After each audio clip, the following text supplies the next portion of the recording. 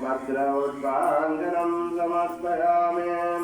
ॐ नीलरद्रं पवनं पद्मायनं वरदमयं दधिं चन्द्रमौढं ध्यायो देवी मनोमणिम्।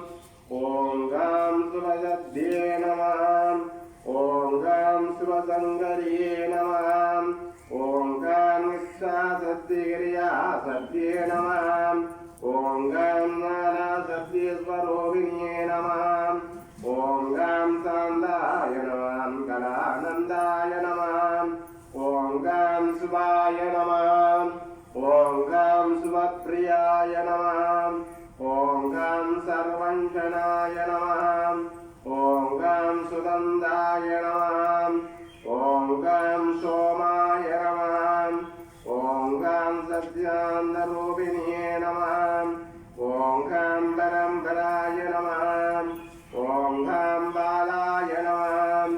ॐ गां तिरुराय नमः। ॐ गां कुण्डलाय नमः। ॐ गां शिवाय नमः।